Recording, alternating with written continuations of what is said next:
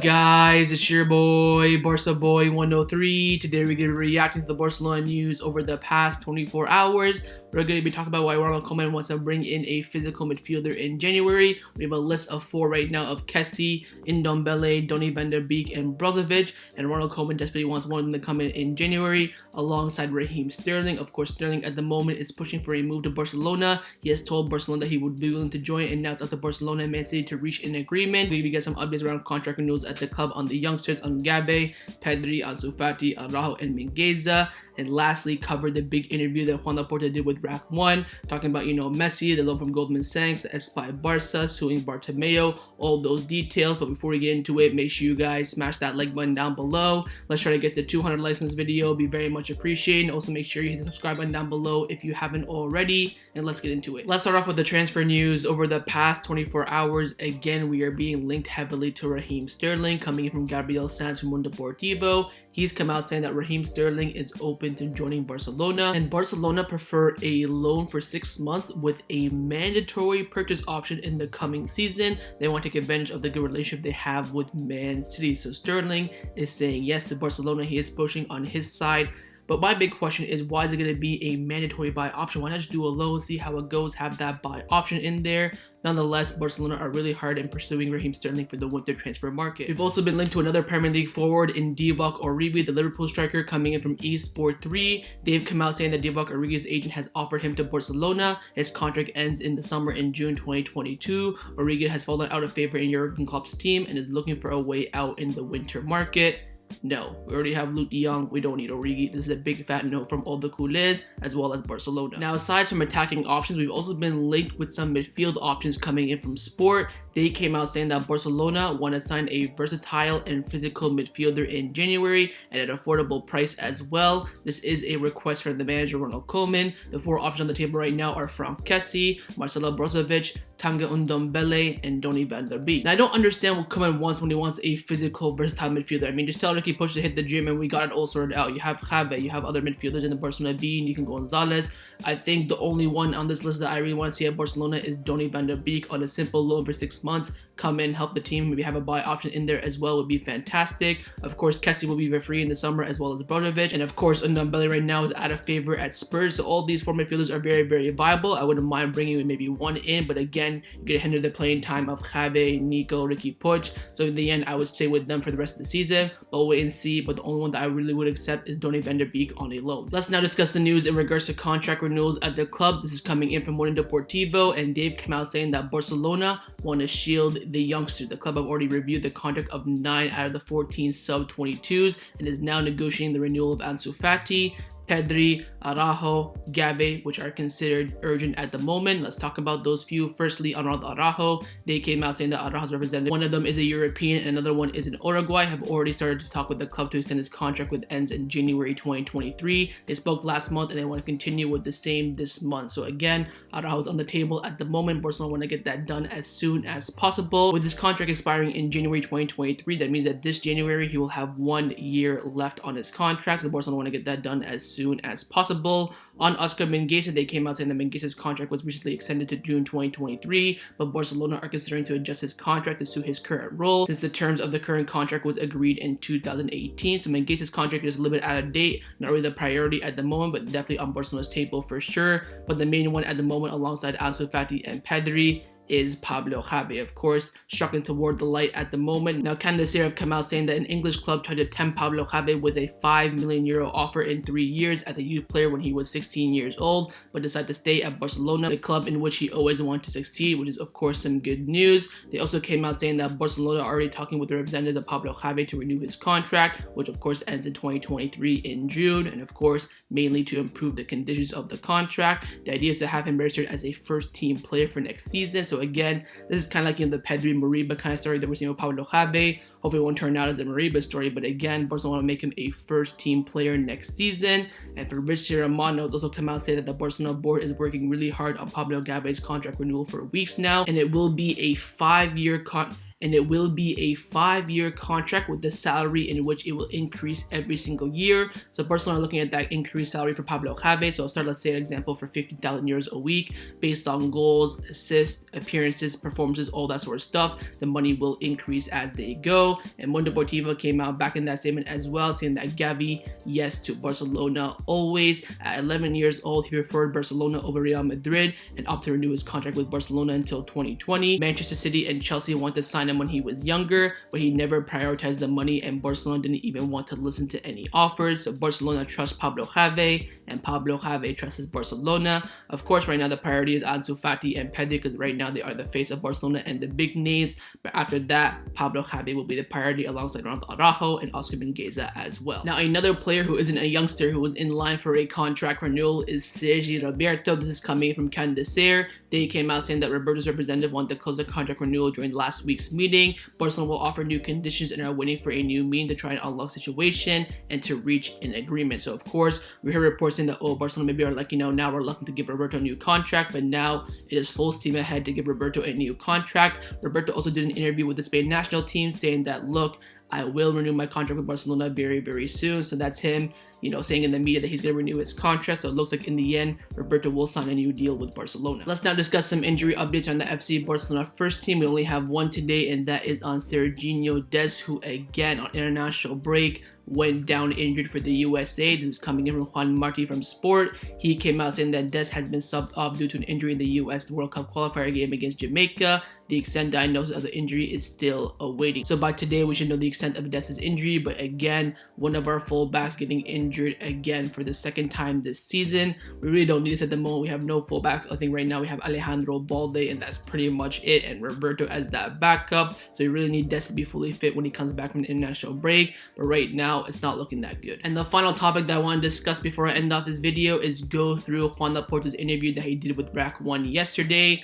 Now, of course, this interview is very, very long. So what I'm going to do is I'm going to read all the quotes and I'm going to elaborate on the topics I think is interesting. Other one, I'll just read the quotes so you guys know about what he said and move on. But in this interview, Joan Laporta said a lot of interesting things. So let's get in and see what he had to say. Starts by saying that I did hope at the last minute that Messi said he will play for free. I would have liked that, and he said he would have been convincing as well. I understand that the league would have accepted it as well, but we can't ask for a player like Lionel Messi to stay at the club and also play for free. I thought so because I know him. He went up with me to the first team. I helped his family a lot, and he knew that when we recovered the financial situation at Barcelona, he would be paid. We have no debt. Maybe there are some concepts left, but we will pay for it if it's agreed. Everything indicated that he already had an offer from PSG. Everyone knew that he had a very powerful offer. We knew that from Messi that they had a very good offer. And then Messi asked for the signing of Christian Romero. I will not go into that small details. I will preserve Messi's memory as it is. Now, I think Joan Laporta is really stupid for saying that, but I think he's a Kool-Aid like all of us. We all wish that Messi could stay. Oh, if playing for free was the last option, of course we would take it. But it should be that everyone else should be playing for free and Messi getting played, because the rest of the squad is shit. Roberto, Umtiti, Neto, all these players getting paid at the time, Antoine Griezmann, and it has to be Messi who is the one that plays for free. Makes no sense. But the Joan Laporta is saying that as that last resort, when they're walking into that meeting when he's about to tell Messi that we can't re-sign you, he was hoping in that moment he would say, I'll play for free. Because he said that, he would have stayed. But that's what he's saying. But of course, we haven't sold Antoine Griezmann at the time. So at that specific moment, it would have been possible. On the final day of transfer deadline day, it would have been possible. But I think now we have to move on from Leo Messi. I think Joan Laporta has said his piece, saying that, look, it's disappointing. We tried our best. I wish at the last second that he said it. And if he did say it, we would have paid him in the future 100%. Just on paper for the time being, he would have been playing for free. But in the end, I did not have the balls to ask him, because I'm not going to ask the greatest player of all time to play for free. Doesn't make sense. In the end, Messi did end up leaving. Joan Laporta continues on by saying that the CBC operation is good for many teams in the league, but Barcelona cannot compete to it on an operation if it's not well studied. Now we do not need more debt. We have not closed ourselves to the operation. Yes, it could still be possible, but they need to reformulate it. Nobody conditions us, at least not Real Madrid. We decide for ourselves if we enter this money as debt. We don't want it. We have a CEO that the club is in very good hands with Fernando Robert. We have turned to the negative equity around. That does not mean that we will generate a profit this year. The objective is zero deficit, and then we can pay off the debt. Yes, we can sign players if needed. We will get those resources, such as investment or credit. What we don't want is more debt. What we want is fresh money. And in the needs of that we have, we always keep that in mind with the sporting issue and investing in new players. We're negotiating with Goldman Sachs at the moment. There are no real guarantees. It is the business itself that turns the credit. Goldman Sachs will have no control. They trust us. Barcelona will rule here. The decision power will be absolutely from Barcelona. There will be no counter power. We will obtain the trust and credibility of all the factors. The power is 100% from Barcelona. They accompany us.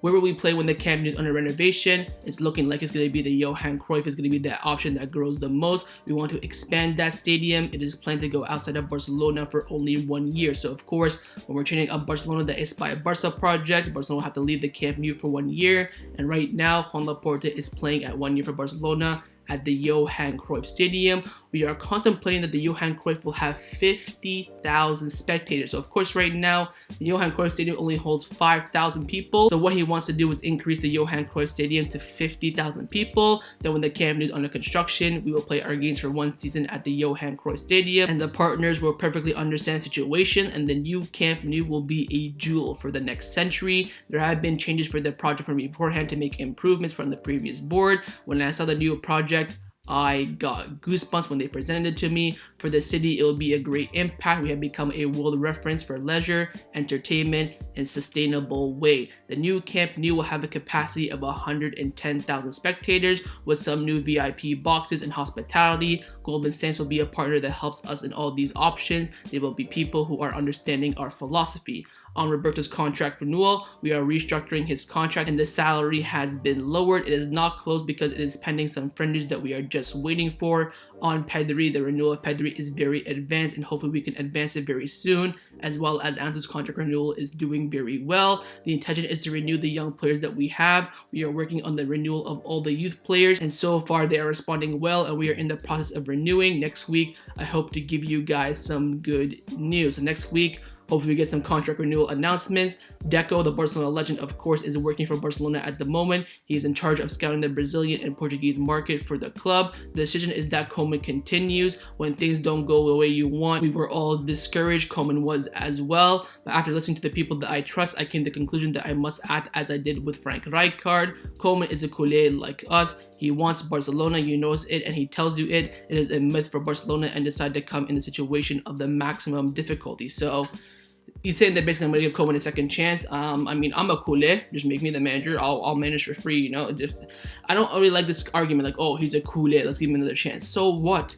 Pep Guardiola was a culé. Luis Enrique was a culé. Frank Rijkaard was a culé. It doesn't matter. We want what's on the pitch. What's on the pitch right now is and we need to have improvement. Of course, I think what Ronald Araujo is doing now is, you know what, let's put out Koeman as a shield. That way we can, find a replacement. Because again, if we had a replacement, Koeman would have been sacked twice by now in the summer and last week. So it is what it is with Koeman. He's very, very lucky, I think, because there's no replacement on the market, in my opinion. I asked him to trust the team. Of course, I trust the team. He told me so. Koeman is, still thinking the team can be good enough. He needs to recover the injured players. Another excuse. They want to continue at all costs and show that the team is competitive. He does not have Ndombele or Conaguero, and I think that's unfair to give him that margin. I mean, we're just baby fooding Koeman at this point. Koeman has a valid contract and he has to be respected. Koeman's renewal, we are working on it. I mean, why?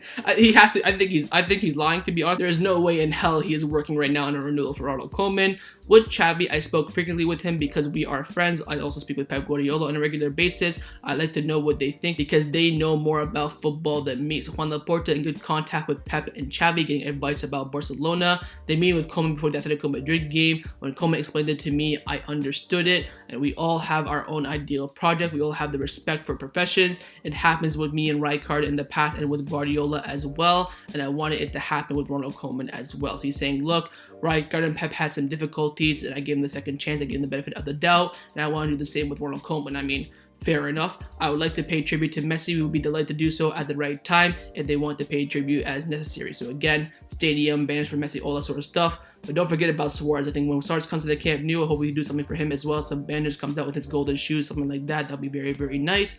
Paying the journalist, of course, referring to Bartomeu. What I don't want is they pay for signers. He is a transparent man. There are invoices with concept that have been legally paid. The loan of 1.5 billion that was rumored coming in from Saudi is essential for the viability of the club and for the present and the future of Barcelona to have a stadium, which will generate a lot of income. So again, that rumor is false. He's gonna get that loan of 500 million euros from Goldman Sachs, and he's gonna use that to fund the new stadium at the Camp Nou, which of course, what he said right here, will generate a lot of income. Jordi Cruyff has played a very important role in giving Koeman confidence, so pretty much saying that, look, Jordi Cruyff kind of convinced me, but Jordi Cruyff is also helping Ronald Koeman with the team as well. Talking about taking action against the previous board, Bartomeu, right now, everything is open. We'll have to wait for the result of the investigation before making a decision. So again, suing Bartomeu for what he did to the club is on the table, but right now, it's not really on the agenda at the moment. And lastly, Joan Laporta confirmed to Rack 1 that Ousmane Dembele will be available next week. So, of course, about Dembele's injury, we heard that, look, Ousmane Dembele, he's not going to come back until the beginning of November.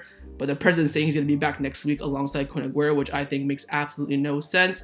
So overall in this interview, I think Joan Laporta did a good job getting us, updates about the Camp Nou, the loan from Goldman Sachs, the renewals. But again, that Messi quote at the beginning has caused a controversy. I think it's just been interpreted the wrong way from a lot of culés out there, because of course we're all still sad about Leo Messi. Has not even been a year yet, not alone like 6 months since he left. Only been like what, I think 2 months. Yesterday was like the day we knew that Messi would leave, so it's not been, we're still trying to recover from that, loss of Leo Messi. But overall, it was a decent interview from Joan Laporta, and hopefully over the next few weeks we get some good news about contract renewals at Barcelona. So that was my reaction to the Barcelona news over the past 24 hours. Hopefully you guys enjoyed this video. If you did, make sure to leave a like, and of course leave me your thoughts down below in the comments on everything we discussed. The main thing I want to first say about those 4 midfielders coming in, add the forward list from Sport, which one did you bring in and why? And secondly, on Joan Laporta's interview with Rack 1 on a whole, what did you like about it? What you didn't like about it? Do you think what he said was good or bad? Also, make sure you guys smash that subscribe button down below if you haven't already. And I'll see you guys next time on the channel. Take care, and Forza Barca.